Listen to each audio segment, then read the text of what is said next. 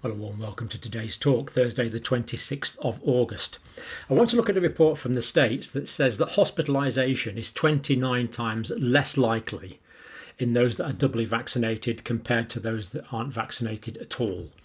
And we'll also look at some interesting data from the Office for National Statistics in the UK.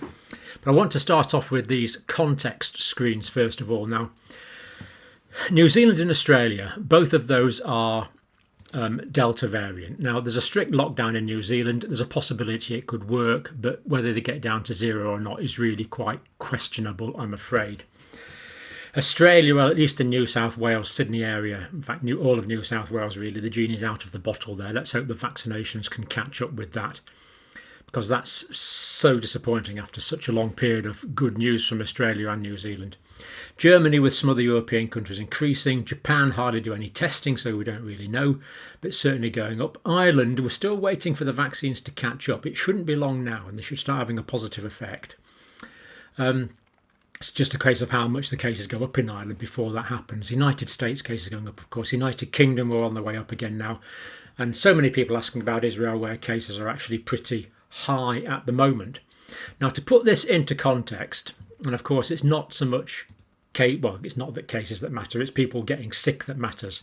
So putting that into context, this next slide shows us hospitalizations. So Canada going up gradually. Ireland, actually some challenges in Ireland, although it doesn't look particularly high. They've actually got quite challenges to aspects of the healthcare system in Ireland. United Kingdom is going up slightly. United States is a major concern, as we'll see, particularly in some of the southern states.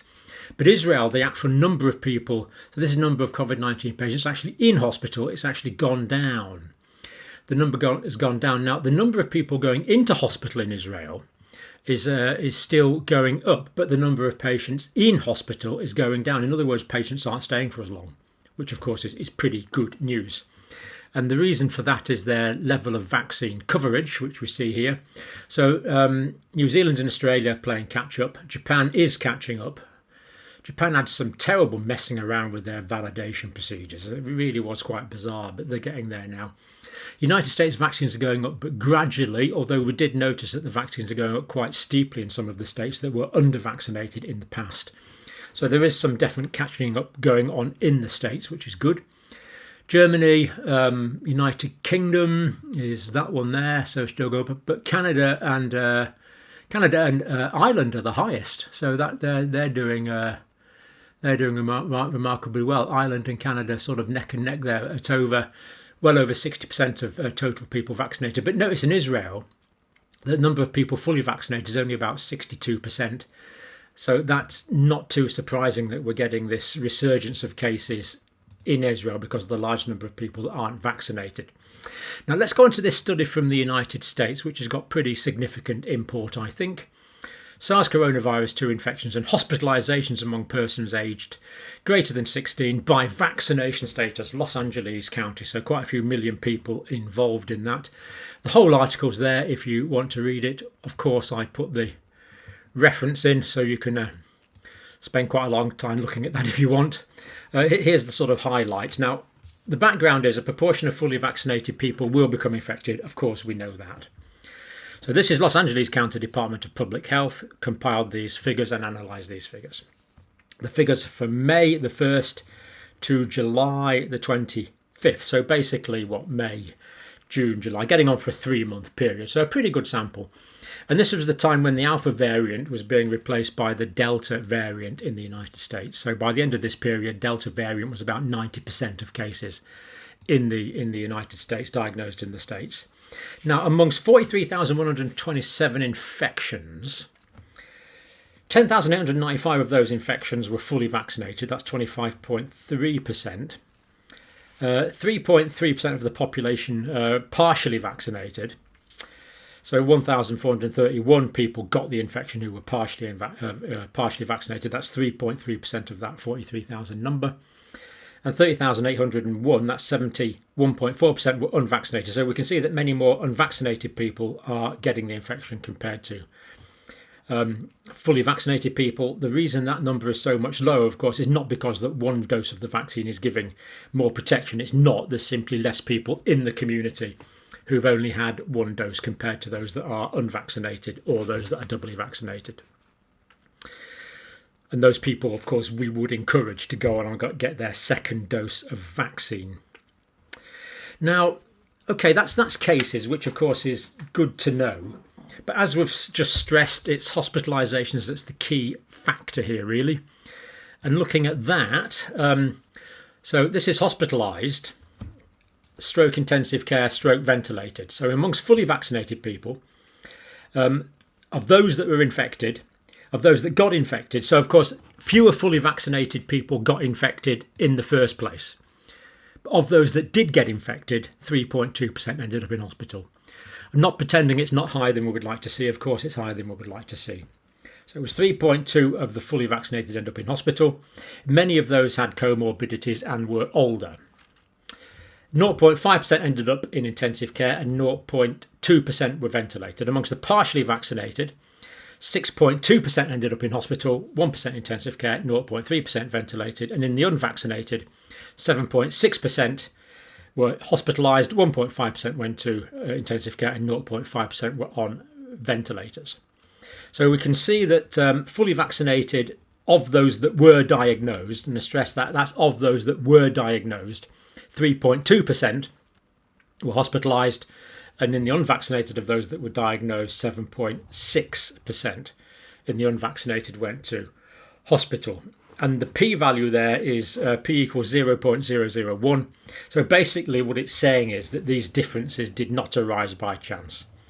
The difference is that there would be differences in numbers like that and that between the large number of people that were examined, less than 1 chance in 1,000 that result would arise by chance. So we can see that doubly vaccinated people are less hospitalised than unvaccinated people, and doubly vaccinated people are more protected than partially vaccinated people.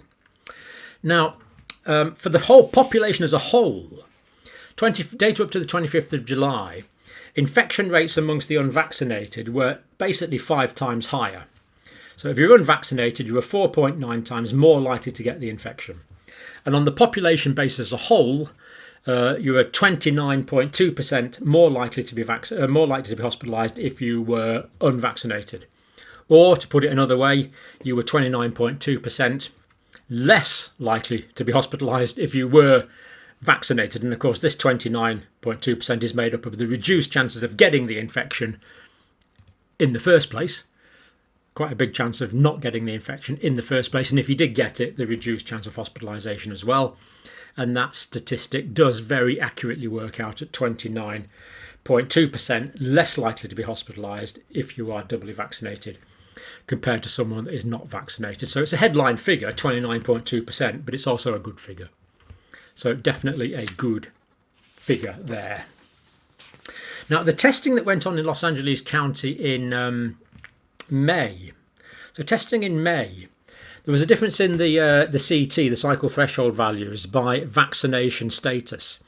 In other words, what this is saying is that people that were vaccinated had the people that were vaccinated that got infections had low levels of virus. The people that were unvaccinated and got the infection had higher levels of virus. That's what that is saying. But by the time July came along, and of course that's mostly alpha variant there, by the time July came along and it was mostly delta variant, there was no difference. So even though doubly vaccinated people were less likely to get infected in the first place, those that did get infected were producing the same number of viral particles. Therefore, we would assume for that period of time to be equally infectious compared to people that were unvaccinated. And this, of course, is completely 100% consistent with the data from the UK. So it's good to see exactly the same result coming out in 2 different continents. So people that were vaccinated with the alpha variant producing low viral loads, people that were vaccinated and were unfortunate enough in the minority who got the breakthrough infection, the viral loads were unfortunately the same. Conclusion from this report here, these infections and hospitalisation rate data indicate that authorised vaccines were protective against SARS coronavirus 2 infection and severe COVID-19 during a period when transmission of the Delta variant was increasing. So pretty consistent data with what we are seeing in the UK and quite really strong support for the efficacy of vaccination. Now, where are we at now with hospitalizations in the States? Well, we looked at this. Now, total, if we look at intensive care capacity as a proxy for everything, nationally, for all of the United States, it's high at 78% bed occupancy in intensive care. And in intensive care in the States, 1/3, 22,345 patients as of about 40 hours ago, were COVID patients. 2/3 were non-COVID patients. And of course, this is a very big demand on intensive care and hospitalisation facilities, generally meaning other patients aren't getting treated. In places, operations and medical patients are being cancelled, which is really a pity. Alabama seems to be the worst. It's got more ICU patients than total beds, so they're above 100% capacity in Alabama. Now, dozens forced to wait for space, unfortunately. Georgia is next at 94% full. Again, you think 94% full means that there's 6% left over, but to be on an intensive care unit running at 94% capacity is pretty horrendous, actually. So very busy there. Florida and Mississippi, 93% occupancy. Texas, 92%.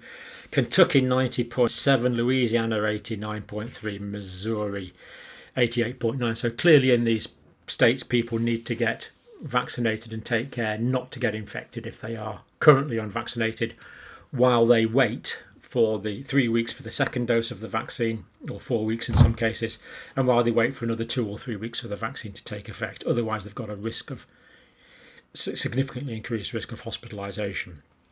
In fact, we know what the risk is. It's 7.6%. So a good reason to be vaccinated in those areas. And in most of these states now, vaccination levels are picking up. Next, it's Oklahoma, Arkansas, Nevada, North Carolina, South Carolina, New Mexico, Idaho, Maine, in that order. So still pretty stretched in these areas. And of course, this is just intensive care.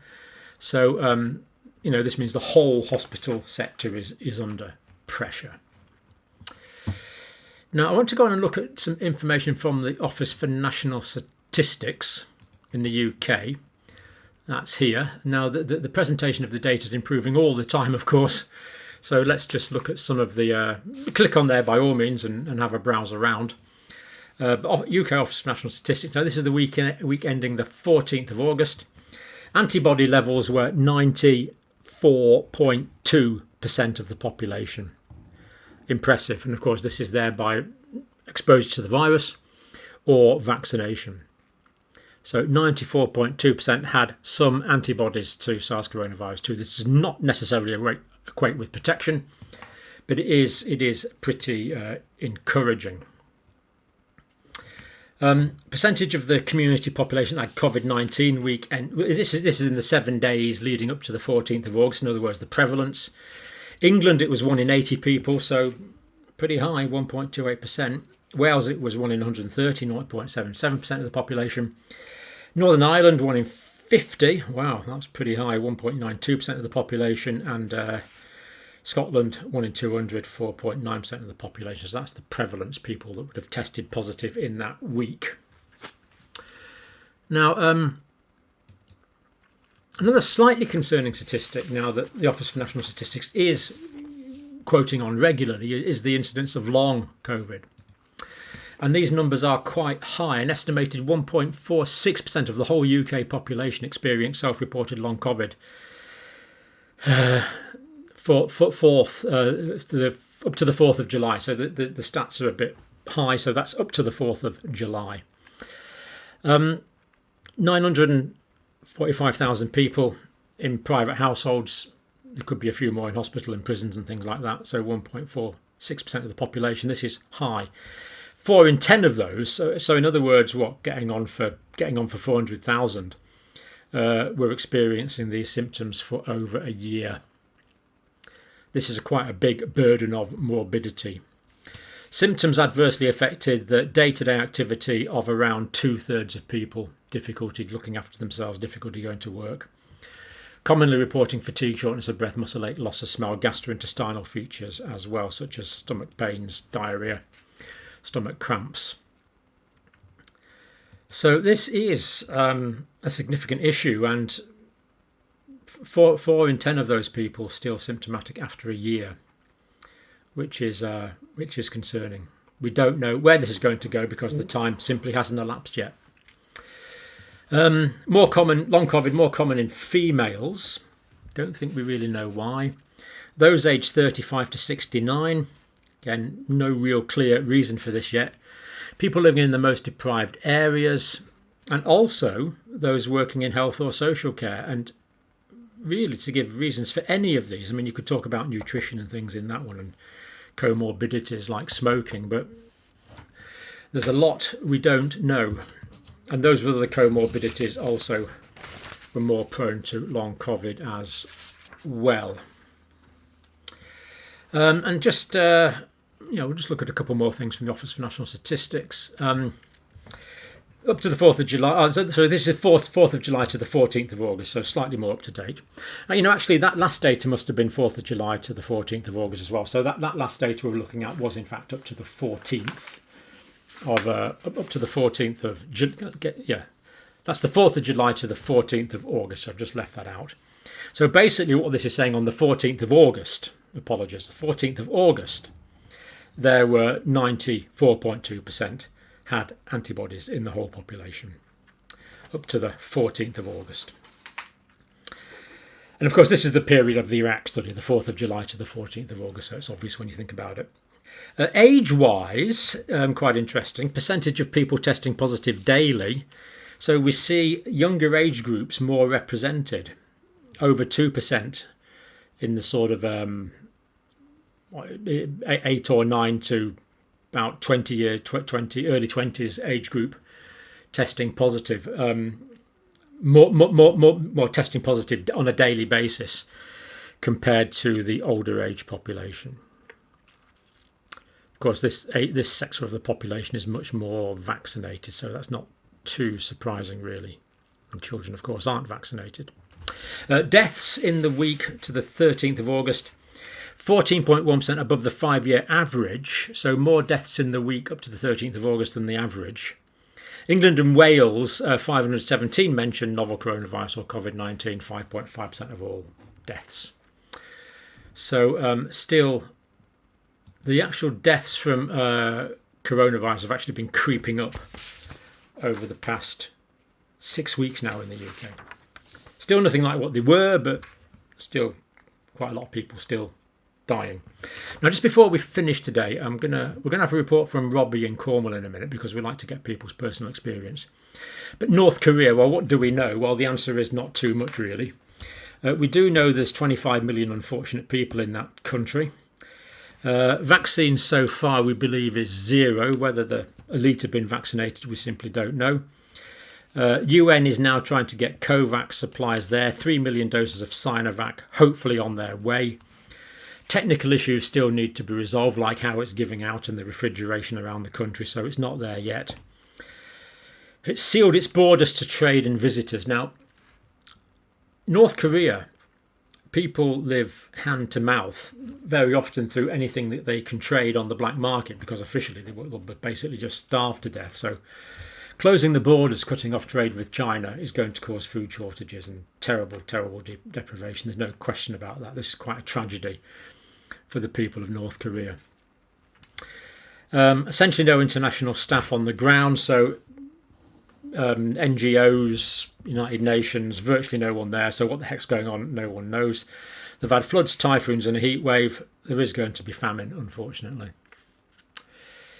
Lag in routine vaccination programme since 2020, so these are all the other conditions that people need vaccinated against, like measles and tetanus. That's well behind. But ironically enough, in 2007, they had a measles campaign in North Korea and they managed to vaccinate 3.3 million people a day. So it does show they have the capacity to, well, at least in 2007, they had the capacity to do this. Now, the vast majority of people that get vaccinated do very well. I was completely asymptomatic, minimally sore arm after the first dose, absolutely nothing after my vaccine. Some people are having difficulty, so we're going to look at Robbie's experience now. Always interesting to get individual experiences as a bit of context. So Robbie in Cornwall, thank you, and over to you, Robbie.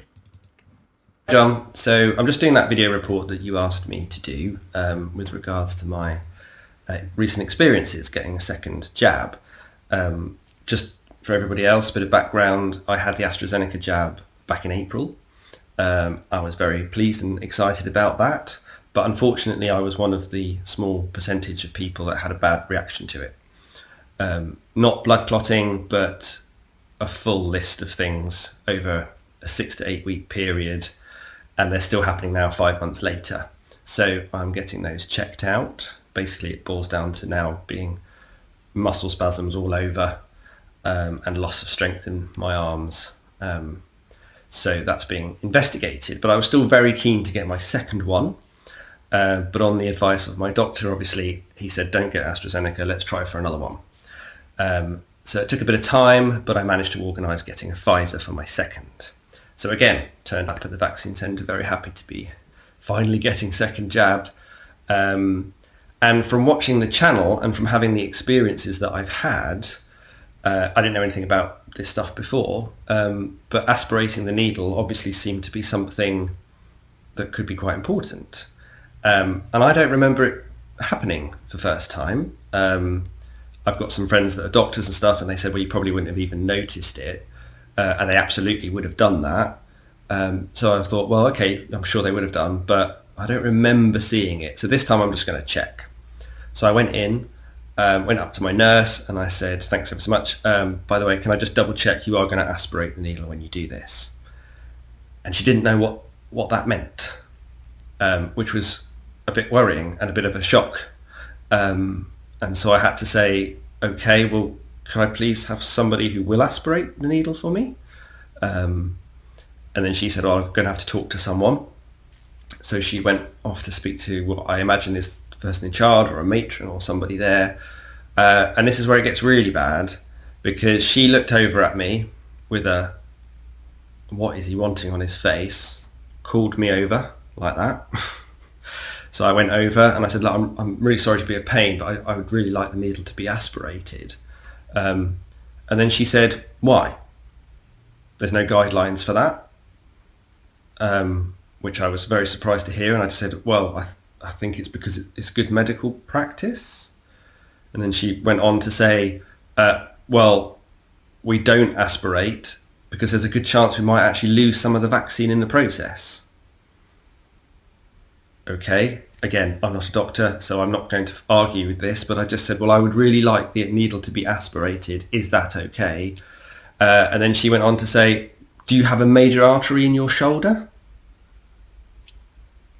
I don't know, but I've had a really bad time with the first jab, and I'd really like this to be eliminated as a possibility. So please, could you just aspirate the needle?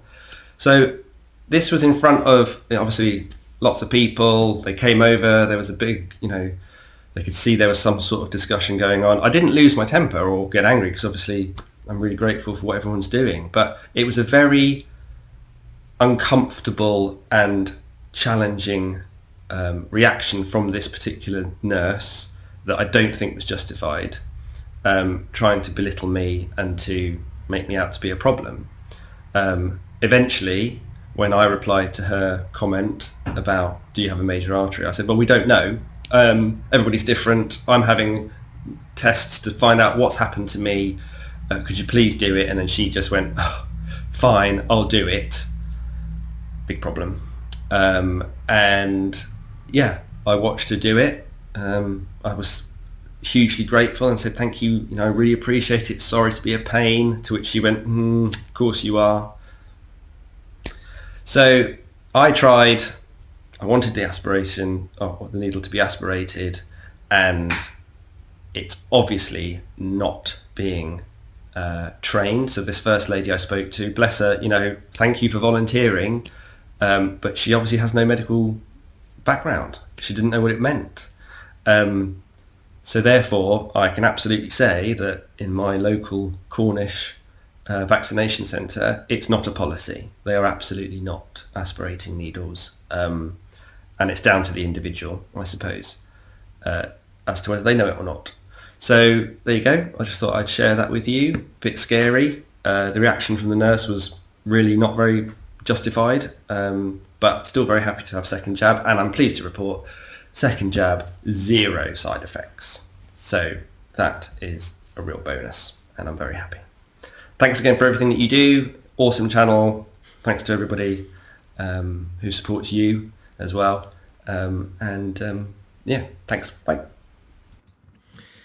Robbie, absolutely awesome report. Thank you so much for that. That was brilliant.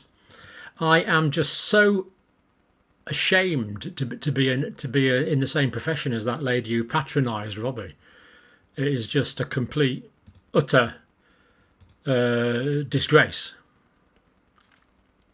No other word for it. It's a disgrace. It's a disgrace to the profession.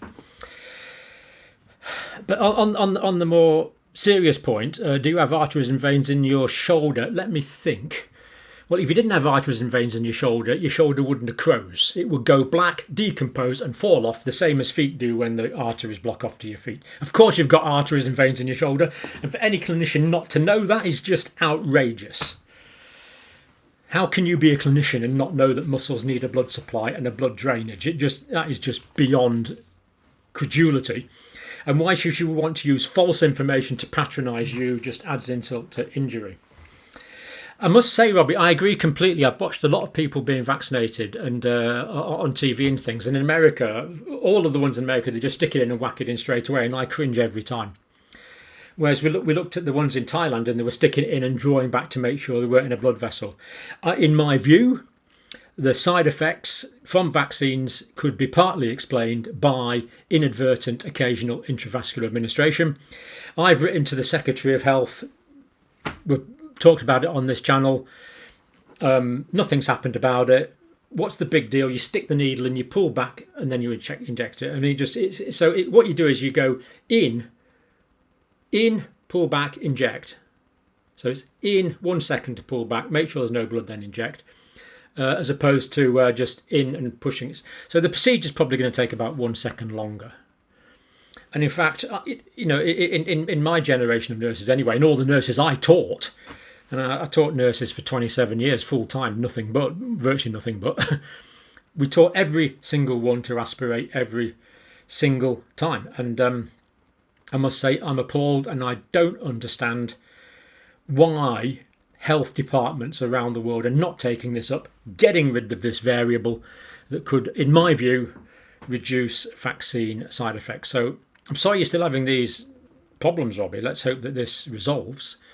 And delighted to hear that it's better this time. And I can only apologise. I mean, just embarrassed by the experience you've had to go through. So anyway, I think I've expressed my view on that. And we really appreciate people like Robbie giving us their information and being prepared to disclose that to me and, of course, to you. Thank you for watching, and thank you very much, Robbie.